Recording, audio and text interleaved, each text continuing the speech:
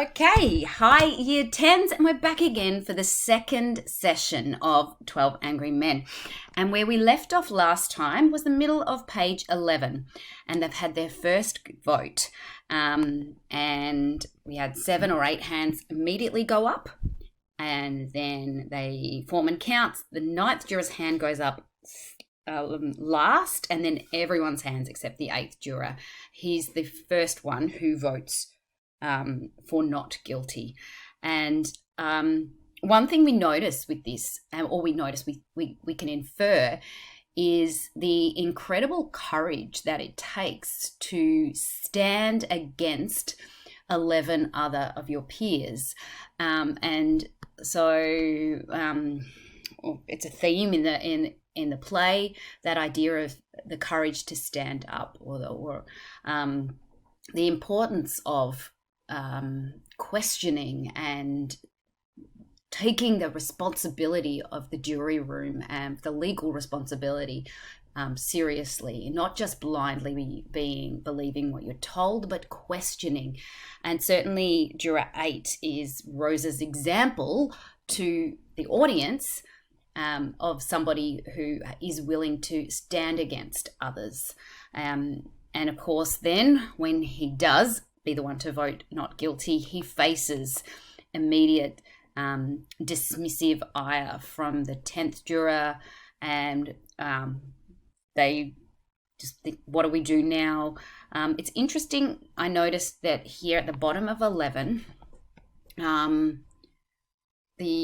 3rd juror, it's like, makes this blanket statement. He knifed his own father, like it's almost a fact. He's not even questioning it. And he describes it as an open and shut thing. And the 8th juror says he just wants to talk and to talk it out. So that importance of discussing, about not making an abrupt, immediate decision without giving it due consideration. And so the 7th juror asks, why did you vote not guilty for? And the 8th juror says, well, there are 11 votes for guilty. There's a key quote here. It's not easy for me to raise my hand and send a boy off to die without talking about it first. So we notice the 8th juror is presented by Rose as sympathetic, empathetic, and courageous. And in contrast to many others of the jurors, the 10th juror, the 3rd juror, and here we see the direct juxtaposition of the 8th juror, who says it's not easy to raise my hand and send a boy off to die without talking about it first, in contrast to the 7th juror, who's the one who's really rushing to get the jury deliberation over with so that he can get off to his ball game. And we notice that here. He's like, what? Just because I voted fast? I think he's guilty. You couldn't change my mind if you talk for 100 years. And the 8th juror, again, the voice of reason here. I'm not trying to change your mind. It's just that we're talking about someone's life here. A reminder to the jury room and to the audience about the importance of due consideration when somebody's life is on the line. We can't decide in 5 minutes. Suppose we're wrong. Suppose we're wrong? Suppose this whole building fell on my head? You can suppose anything. That's right, says the 8th juror. It's like, well, yeah, that's my point. You can suppose anything. And the 8th juror, it's clearly he knows why the 7th juror, what his motivation is. Because he says, well, look, let's give it an hour. The ball game doesn't start till 8 o'clock. And 7th juror is, okay, slugger, be my guest. Note that use of the 1950s slang. Slugger kind of means mate, or but it's I've written here it's pejorative. It's not super negative in that sense, but it's like you wouldn't say it to a superior. You would say it to somebody like a kid, a young kid. So now the foreman's hesitantly, okay, so what do we do now? Who's got something to say? Well, let's put in an hour. And then the 10th juror immediately goes off and starts telling this story he heard last night. I heard this woman, and he's telling a joke. The 8th juror reprimands him. That's not what we're sitting here for. Well, what do we hear? The 8th juror, then this section, maybe no reason. Look, this boy's been kicked around all his life, living in a slum. His mother dead since he was 9. He spent a year and a half in an orphanage while his father served a jail term for forgery. It's not a good head start. He has a pretty terrible 16 years. I think we owe him a few words. So again, here we see the 8th juror's sympathy, our empathy, to consider the situation from the accused point of view, the defendant's point of view. We also see the fact that he's had a father in jail and a mother who's died. He's lived in a slum, so we understand the background of the defendant a little bit too. And we never get the ethnic group, and I think I said last video, he is originally intended by Rose to be Puerto Rican, but the fact that it's left unsaid means that it's equally applicable to any genre. So all we know is he lives in a slum. The 10th juror, and he has a lot of really analyzable quotes throughout the play, but take a look at this one here. He says, look, I don't mind telling you this. We don't owe him a thing. He got a fair trial, didn't you? What do you think the trial cost? He's lucky he got it. Know what I mean? Look, we're all grown-ups here. We heard the facts, didn't we? Now, you're not going to tell us that we're supposed to believe that kid knowing what he is. Listen, I've lived among them all my life. You can't believe a word they say. I mean, they're born liars. And so here's a great place to start when notice the use of the exclusive language, them, what he is, what they say, they are born liars. That's the exclusive language, which distances himself from the other group there and groups them all together. Stereotypes, they are born liars. So not only are they liars, but they're liars by the fact that they're born like that. And I like the fact here, it's 9th juror, who's the old man, who accuses the 10th juror of being an ignorant man. And so it's not just juror 8 who shows courage in being the first to raise his hand and vote not guilty, but here juror 9, who immediately, when juror 10 begins his racist tirade, accusing the slum group to be born liars, juror 9 immediately opposes this and accuses him of being an ignorant man, and asks if he has a monopoly on the truth. And a monopoly here is like it's like the sole ownership of the truth. What are you making a federal case out of for? So that they argue, I think certain things should be pointed out to this man. And here, juror 9 represents the voice of Reginald Rose. So the authorial voice of Reginald Rose, the playwright, can be seen in the voice of juror 9, who wants to point out things to people who are racist. And then we move on, and well, maybe we can go through and we can tell juror 8 why he's mixed up.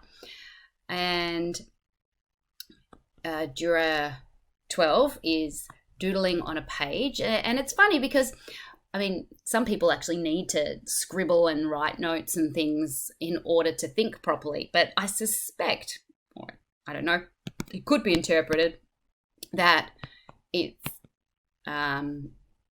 intended to represent not taking the process seriously. Later on, we see some jurors playing tic-tac-toe, we see them chewing gum, we see them doing things inside the jury room that show that they're not actually treating the process seriously. So perhaps it could be that this juror 12's action here is similarly, before, remember, he was entertained by the process in the jury, the case itself. He found it really entertaining. He thought it was lucky they got a murder case. So that perhaps indicates his dismissive or his light attitude towards the case. And then he's the one who says, all right, well, let's, for a minute or two, each try and convince Juror 8 why he's wrong. And they go in order, which means the juror number 2 pauses nervously. Again, it's reinforcing that impression of him as timid or nervous, hesitant, and he just thinks he's guilty. Nobody proved otherwise, and here again, Juror 8 represents Reginald Rose's authorial voice, reminding the audience that the burden of proof is on the prosecution, that legal principle that one is innocent until proven guilty, not guilty until proven innocent. That's in the Constitution. And perhaps there's also, remember the context of the time in 1950s America where the Senator McCarthy was purging communists from places of positions of responsibility, and there was people being convicted in the eyes of the public without due process. And I think Reginald Rose here uses Juror 8 to say, well, shouldn't people be innocent and until proven guilty, not the other way round? And Juror 3 then announces it's his turn. He has no personal feelings about this. I'm talking facts. And I've got a big note here that's irony, because later on we will discover that Juror 3 is full of personal feelings about this young boy. And so he goes through this evidence. There's the old man who lived underneath the family, the father and son, and the evidence, he actually heard a fight. He heard the kid shout out, "I'm going to kill you." A second later, he heard a body fall, and then he looked out and ran to the door, saw the kid running down the stairs, and then called the police, and they found the father with a knife in his chest. Kind of does look a little open and shut when you look at it like this, right? And then the time of the death is midnight. And Juror 3, there are facts for you. You can't refute facts. The boy's guilty. Look, I'm sentimental as the next guy. I know the kid is only 16, but he's still got to pay for what he did. And so that's interesting. He's still got to pay this. It sounds like there's something personal, which we will discover later. And then we move to Juror 4. He's got eyeglasses. It was obvious to me that the story was flimsy because he couldn't remember. He says his alibi was he was in the movies at the time of the killing, but he couldn't remember what films he saw or who played in them. And nobody saw him going in and out of the theatre. And then Juror 10 jumps in and says, what about the woman across the street? If her testimony don't prove it, nothing does. I just made a note here, the grammatical error, it actually doesn't. And so the 10th juror, who is the one making the most extravagantly extremely racist statements, is also presented as somebody who doesn't speak using correct English. So he's lacking education. Perhaps Reginald Rose is suggesting those two things go together, that it is the ignorant, the uneducated, that people who are bigoted and prejudiced may be caused by a lack of education or a lack of intelligence. And so then he blows his nose. And something you may notice is the fact that the 10th juror has got a cold. He's sick, he's unwell, he's blowing his nose, and he actually says it earlier on, he's got a cold, representing, perhaps if we're looking at symbolism, the sickness of his perspective and point of view, the sickness of his racist, bigoted views. Certainly that's something I would put in an essay if I was analysing it. So anyway, the evidence that Juror 10 presents here, this woman who is across the street is hot, dying with the heat. She looks out the window and she sees the kid stick the knife into his father. It's 10-12 on the nose, everything fits. She's known the kid, the window is right opposite, and she swore she saw the murder happen. Juror 8 reminds that that's just through the windows of an elevated train, which is a train that's like a story up. And the 10th juror said, yes, there was no passengers on it. It was being moved downtown. The lights were out, and they actually proved that you could see what was happening on the other side. The 8th juror then asks the 10th juror, well, you don't believe the boy. How come you believe the woman? She's one of them too, isn't she? And he uses the quote. So perhaps the 10th juror's hypocrisy is being pointed out, where he'll happily take the testimony of one of them if it supports his position. And they begin to scuffle as well. The 10th juror aggressively responds, and they come around to the 5th juror, who passes his turn, and the 6th juror expresses that he is looking for a motive. And, if there's no motive, where's the case anyway? So all this testament was powerful, but that there was an argument between the father and the boy around 7 o'clock that night, 8 o'clock, not 7. And they say that they heard the father hit the boy twice, and then they saw the boy walk angrily out of the house. What does that prove? Well, it doesn't prove anything. It's part of the picture. 8th juror says, well, you say it's a motive for the killing. The prosecuting attorney said the same thing. Well, I don't think it's a very strong motive. This boy has been hit so many times in his life that violence is practically a normal state of affairs for him. I can't see 2 slaps in the face provoking him to commit murder. So the 6th juror thinks that the fight is a motive. The 8th juror questions whether or not that's actually the case.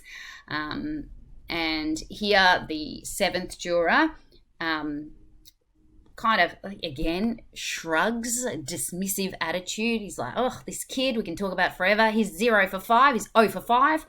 He was in children's court, and so he's kind of bringing out his poor background as evidence for the fact that his bad character that would indicate that he would do it. He's real quick with a switch knife. He's a very fine boy. Sarcasm or irony there. And the 8th juror intercedes again with the fact that he's been beaten up, and they question whether it is a motive, and the 8th juror admits, well, it's definitely a motive for him to be an angry kid. And the 3rd juror, it's the kids, the way they are nowadays, angry, hostile. You can't do a darn thing with them, just the way they talk to you. Listen, when I was his age, I used to call my father sir. That's right, sir. You ever hear a boy call his father that anymore? So whereas Juror 10 is grouping the ethnic group or the slum people together and talking about they are born liars, here Juror 3 is grouping kids together, a whole generation of people. And we will learn later on why that is. Just here. So he says, yeah, well, I've got a kid. He's 20. So not much older, to the young boy himself, the defendant. Well, I did everything for that boy, and what happens? When he was 9, he ran away from a fight. I saw him. I was so ashamed. I almost threw up. I told him right out, I'm going to make a man out of you, or I'm going to bust you in half trying. Well, I made a man out of him, all right. When he was 16, we had a battle. He hit me in the face. He's big, I haven't seen him in the last 2 years. Rotten kid. You work your heart out. All right. And so here we see the events or experiences that Juror 3 has encountered that have shaped him and also lead him to prejudge the defendant, who is the same age as his own son when they had a physical fight. And so he didn't mean to say it. He's embarrassed. The 4th juror then comes back to say, and this particular I find very interesting. He says, I think we're missing the point here. Let's say the boy, he's the product of a filthy neighborhood and a broken home. We can't help that. We're here to decide whether he's guilty or innocent of murder, not to go into reasons why he grew up that way. So notice that factual tone. It's like, all right, he can't help how he was born. We're supposed to just decide guilty or innocent of murder. And then look at this. He was born in a slum. Slums are breeding grounds for criminals. I know it, so do you. It's no secret. Children from slum backgrounds are potential menaces to society. And so, I want you to notice here, because Juror 4, he's known for those quotes, this is reasonable, rational. He's the logical man. Here, I think Reginald Rose is really trying to indicate the appalling way that this is seen. So these absolutist statements, slums are breeding grounds for criminals. Okay?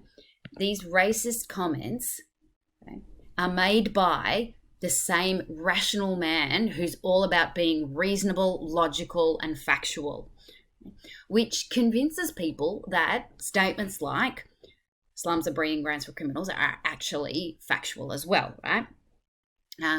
And so the 10th juror agrees, kids are real trash, and here the 5th juror actually speaks. He stands up and says, I've lived in a slum all my life. I nursed that trash in Harlem Hospital 6 nights a week. So the 5th juror has the same background. He comes from the same place. He grew up in a slum, just like the defendant. Okay? I used to play in a backyard that was filled with garbage. Maybe it still smells on me. Okay. Well, there's nothing personal. There is something personal, he says. Come on, he didn't mean you. Let's not be so sensitive. And the juror 11, remember the juror 11 has the European accent. We infer that perhaps he could be from Germany. This sensitivity, I understand, because he, as an immigrant, has also been accused, been judged, been discriminated against.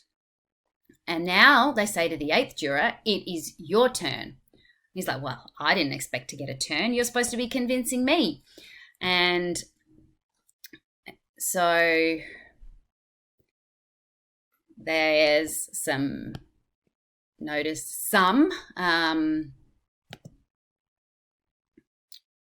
conflict between the 10th juror and the foreman here. The 10th juror says, stop being a kid. What do you mean? Good KID kid. And the foreman, who immediately reacts and says, what? Because I'm trying to keep this thing organized. You want to do it? You do it. You take the responsibility. I'll shut up.